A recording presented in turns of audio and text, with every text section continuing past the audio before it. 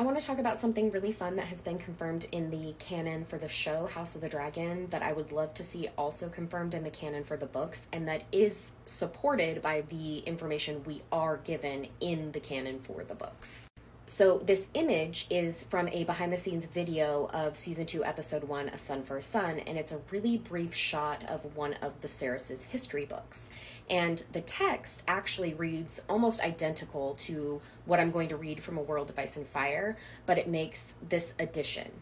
What isn't widely known, however, is that Daenys had claimed Balerion, at the time no bigger than a horse, the night before her fateful dream. This excerpt is from A World of Ice and Fire, page 32. At its apex, Valyria was the greatest city in the known world, the center of civilization. Within its shining walls, 20 rival houses vied for power and glory in court and council, rising and falling in an endless, subtle, oft savage struggle for dominance. The Targaryens were far from the most powerful of the Dragon Lords, and their rivals saw their flight to Dragonstone as an act of surrender, as cowardice. But Lord Aenar's maiden daughter Daenys, known forever afterward as Daenys the Dreamer, had foreseen the destruction of Valyria by fire. And when the doom came 12 years later, the Targaryens were the only dragon lords to survive. So she foresees the doom of Valyria 12 years before it happens. So her family, and their dragons, there's 5 of them, pack up and go to Dragonstone. Now, with respect to Balerion the Black Dread, here's what we know about him. This is page 33 of A World of Ice and Fire, and it is talking about Aegon, Visenya, and Rhaenys. All 3 siblings had shown themselves to be dragon lords before they wed. Of the 5 dragons who had flown with Aenar the Exile from Valyria, only 1 survived to Aegon's day, the great beast called Balerion the Black Dread. The remaining 2 dragons, Vhagar and Meraxes, were younger, hatched on Dragonstone itself. So what we have known canonically from the books is that Daenys and her father brought 5 dragons with them, including Balerion the Black Dread, from Old Valyria. We are not told who, if anyone, is Balerion's rider until later when Aegon claims him and uses him to conquer Westeros. So it has been very much speculated in the fandom that either Aenar or Daenys were one of the riders of Balerion.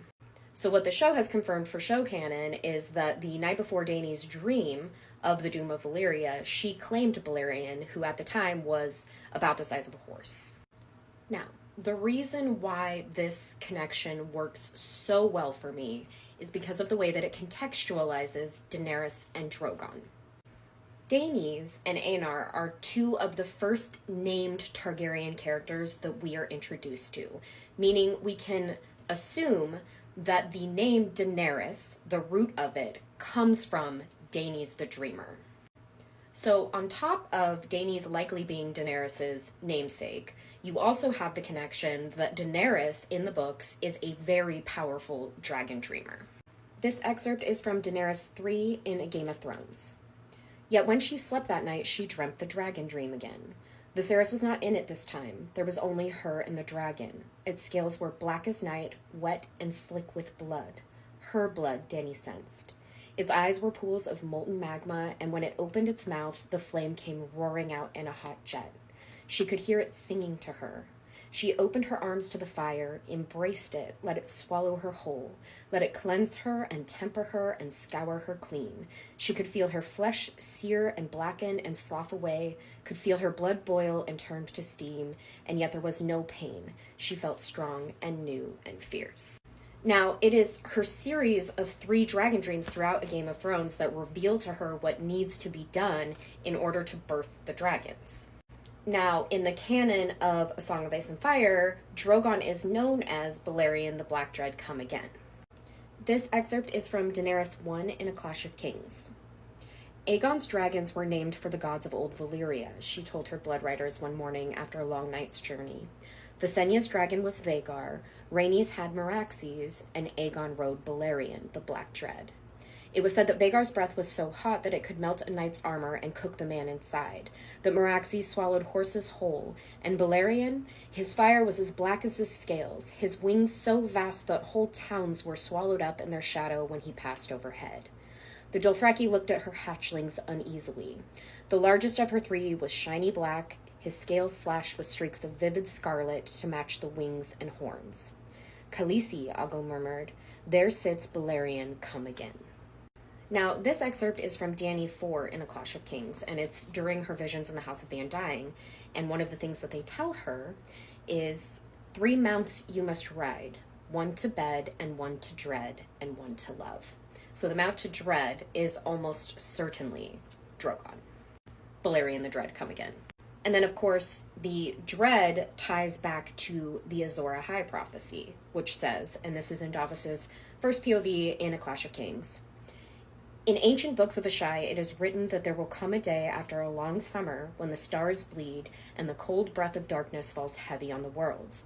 In this dread hour, a warrior shall draw from the fire a burning sword, and that sword shall be Lightbringer. One other tie-in to Dany and Drogon, to the book specifically, that this show canon lore drop makes is to say that at the time that Daenys claimed Balerion, he was roughly the size of a horse. Because the last time that we see Dany and Drogon in the final chapter of A Dance with Dragons, Drogon descends on a horse. He sets it aflame and he, wants to eat it. And it says, the carcass was too heavy for him to bear back to his lair, so Drogon consumed the kill there. And so that's why when the Dothraki come on Dany, she's standing there eating this horse with Drogon, is because the horse was too big for Drogon to carry away, which means that Drogon is about the size of the horse. He's big enough to hold Dany, who's quite small. She's like a 15-year-old girl, but not big enough to carry something that is equal to or greater than his own body weight.